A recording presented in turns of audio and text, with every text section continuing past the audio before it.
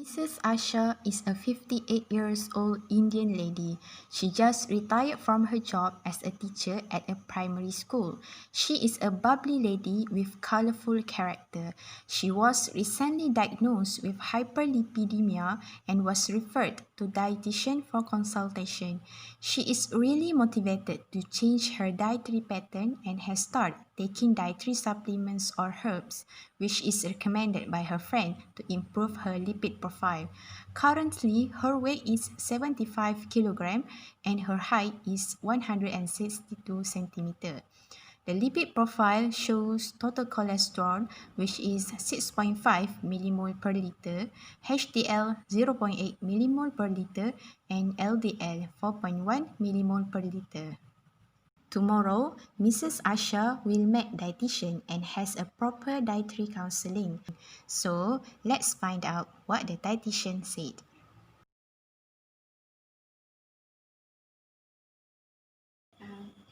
Hai, selamat pagi Puan. Saya Aina Ciha. Saya Aina Ciha, pegawai dietetik yang akan attend Puan lah hari ni. Sebelum tu boleh saya tahu apa yang boleh saya bantu? Ini surat daripada Dr. Niki. Okey, ya betul. Doktor ada suruh Puan refer saya lah sebabkan oleh paras kolesterol yang tinggi dalam darah. Jadi apa yang boleh saya bantu adalah saya boleh bantu Puan kawal paras kolesterol supaya berada dalam fasa yang normal. Jadi saya cuba yang terbaik lah dengan memberi maklumat-maklumat yang betul dan tepat. Okey, Puan? Okey, untuk pengetahuan Puan, sesi consultation ni kita akan bincangkan tentang berat Puan, apa yang Puan selalu makan dan saya akan cadangkanlah beberapa cara yang terbaik untuk kita kawal kolesterol Puan. Jadi kemungkinan sesi ini akan mengambil masa dalam 20 ke 30 minit. Jadi boleh ke Puan? Sebelum tu Puan tahu tak Puan ada kolesterol yang tinggi dalam darah? Tahu, okey. Macam mana Puan tahu?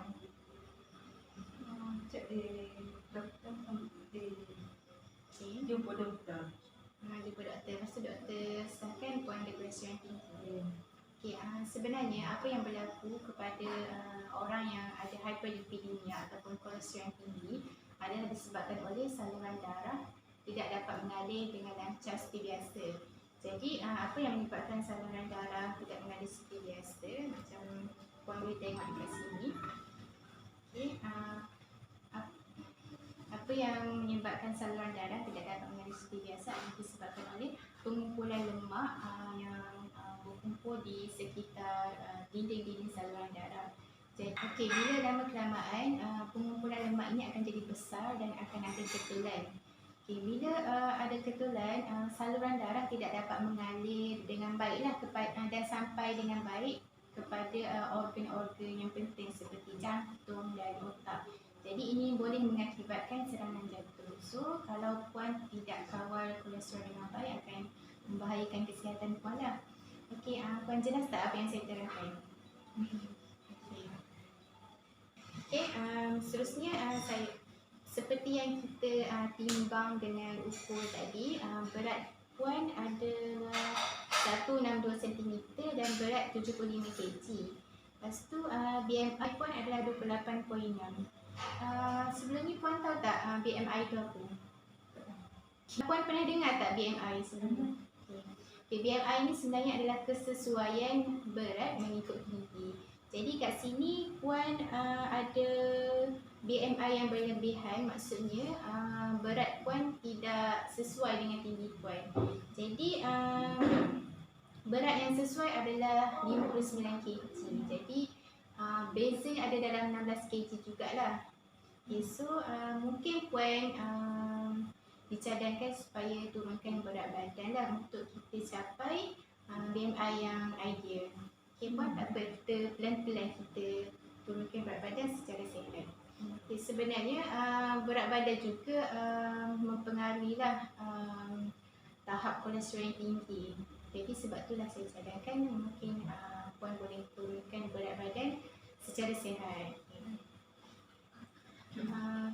Seterusnya kalau kita tengok kepada biochemical data, total kolesterol puan adalah 6.5, iaitu iaitu tinggi daripada tahap yang sepatutnya adalah 5.2. Okey, seterusnya kolesterol baik ataupun HDL puan adalah 0.8 dan sepatutnya puan perlu tingkatkan lagi, itu kena lebih daripada 1.5. Okay, kolesterol baik ni sebenarnya ada dua faktor yang mempengaruhi tahap kolesterol baik ni. Itu faktor senaman dengan makanan. Seterusnya adalah kolesterol jahat ataupun LDL. Puan ada 4.1 dan sepatutnya kena kurang daripada 2.6. Jadi ketiga-tiga jenis kolesterol ni adalah tak cantik lah kalau kita tengok. Okay? Okay, seterusnya puan saya tahu apa yang puan selalu makan daripada puan bangun sampai puan tidur. Contohnya macam apa yang puan makan, makan dekat mana dan bila waktu dia. Makan pagi dah dulu. Okey, makan pagi dulu. Makan pagi, saya makan roti canai Roti canai. dengan kuah Okey, kari kuah kari. yang banyak, serta kacang. Okey. Lepas tu air teh tarik. Biasanya makcik makan ni dekat mana? Biasa pagi sebab nak kencing makan di kedai. Okey. Kuah tu dia asingkan ke terus? Terus dia. Terus Okey, lagi makcik. Lepas tu tengah hari pula makan nasi kadang-kadang nasi putih, kadang-kadang nasi biryani. Okey. Lauk ayam. Masak apa tu? Ayam ni kadang ayam masak merah, kadang-kadang goreng. Biasanya ayam tu makcik ambil bahagian mana? Bahagian paha sebab dia ada isi Okey. Lagi? dan tepak. Lah. Selain tu cik? Lauk daging, Lagi. kari, Lagi sayur ke? sayur. Sayur. Lagi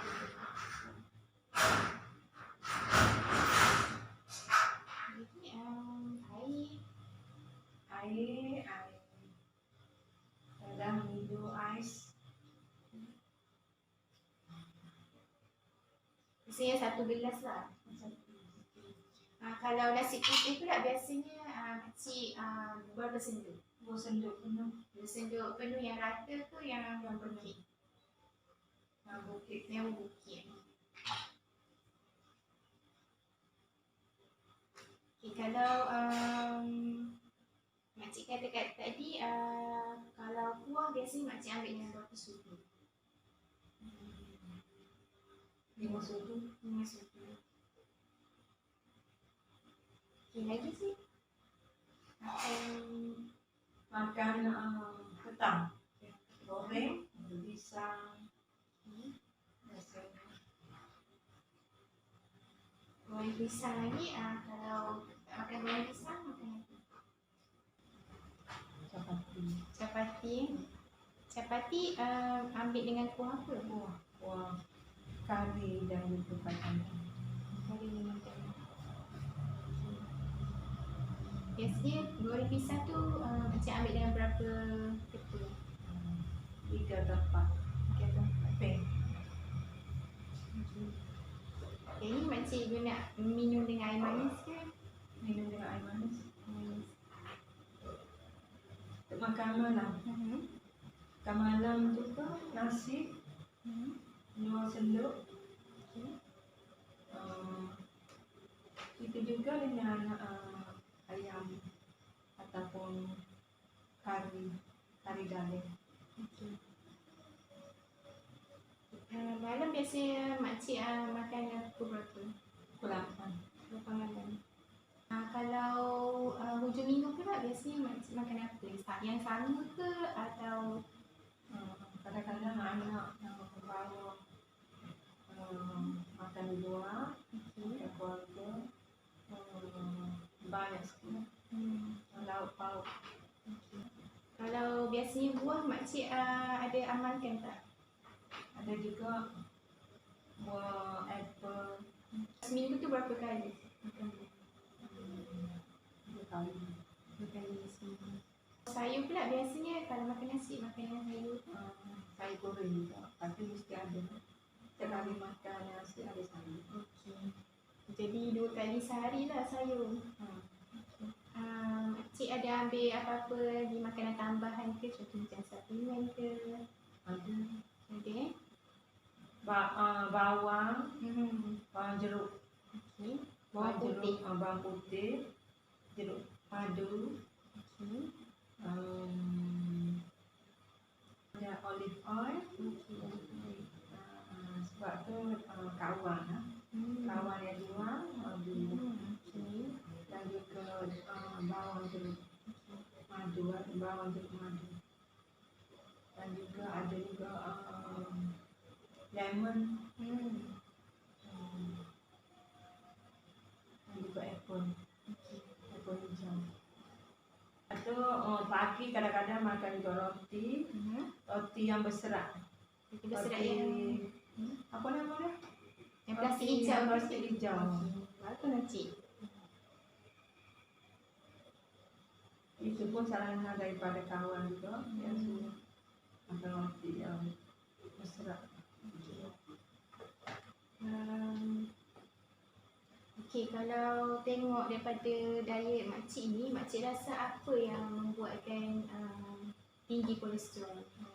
Tu makan kurang jaga, makan banyak minyak, makanan yang berminyak, makanan yang bersantan, makan banyak, kesenaman kurang. Jadi apa yang saya boleh tengoklah daripada diet makcik ni, makcik ni suka makanan yang bersantan dan bergoreng macam saya kata tadi, dan air manis pun kerap kali jugalah ambil. Lepas tu saya tengok kurang ambil serat seperti buah. Sayur dah okey lah, cuma buah tu kurang. Okay, betul ke? Betul. Okay.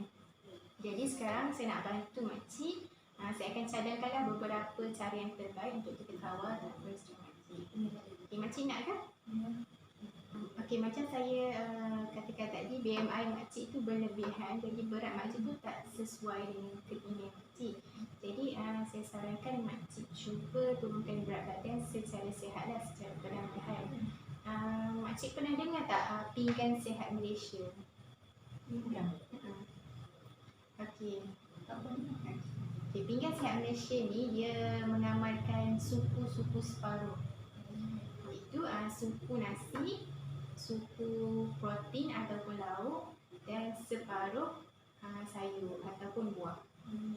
Jadi sebenarnya objektif pinggan sihat Malaysia ni untuk kita kawal portion makanan lah. Okay, bila kita kawal portion makanan, mungkin kita tidak mengambil makanan secara berlebihan lah, dan mungkin kita boleh maintain berat badan kita. Okay, jadi saya amalkan mungkin selepas ini makcik boleh amalkanlah suku-suku separuh. Okay, kemudian seterusnya mungkin makcik boleh amalkan makanan yang tinggi serat dengan kompleks karbohidrat. Okay, kompleks karbohidrat ni kalau kita tengok dari ikon makcik kata pagi-pagi makcik suka makan roti canai kan? Okay, kalau kompleks karbo mungkin selepas ini makcik boleh tukar roti canai tu, makcik boleh order tosai, naan ataupun capati lah, sebab ini lebih baiklah daripada roti canai yang tinggi kandungan minyak. Okay.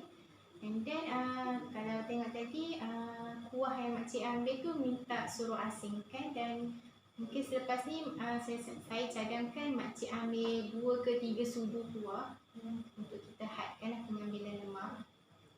Okay, and then makcik ada kata makcik ambil roti hijau kan, yang tu adalah wholemeal bread, roti yang tinggi serat, jadi yang tu sangat bagus. So makcik boleh teruskan yang tu. And then makcik ada boleh makan oat tak?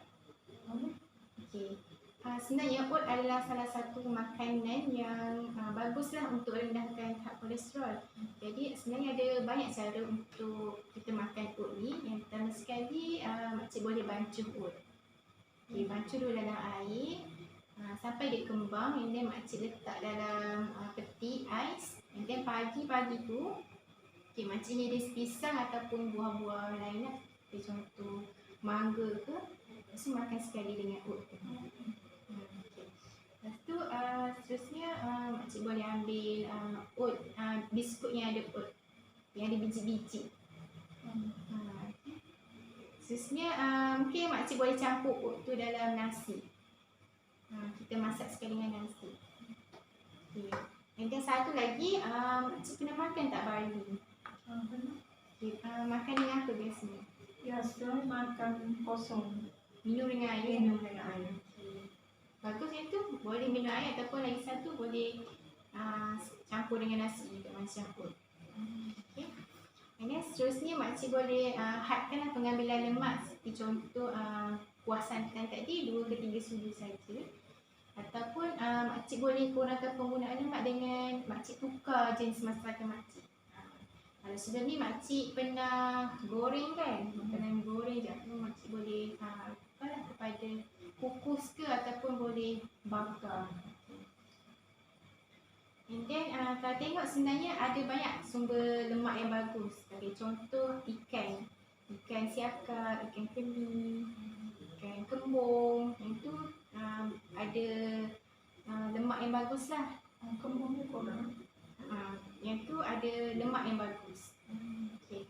And then ataupun kekacang adalah sumber lemak yang bagus. Okay, mungkin makcik boleh ambil dalam segenggam kacang. Okay.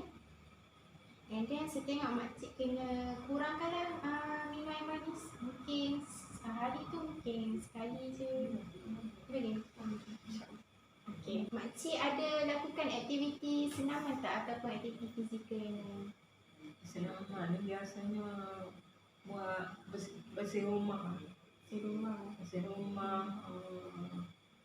Okay, sebenarnya saranan senaman sepatutnya 30 minit untuk 5 kali seminggu. Jadi 5 kali seminggu setiap hari. 5 kali seminggu. Jadi tak kisahlah, mungkin makcik boleh banyakkan berjalan ke. Itulah, jadi saya summariskan, saya simpulkan baliklah apa yang makcik boleh buat.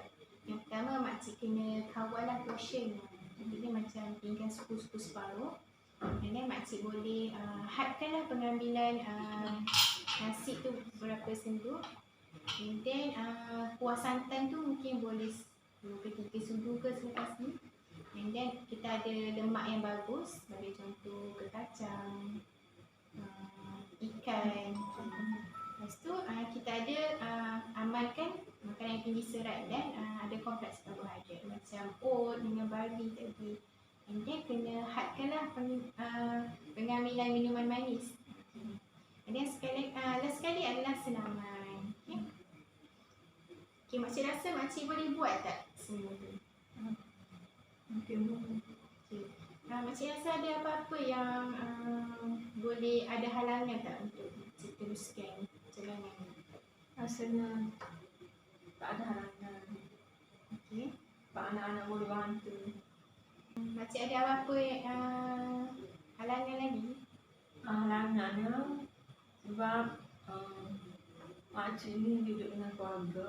Jadi biasanya keluarga tu lebih suka makan makanan yang bergoreng dan juga bersantan.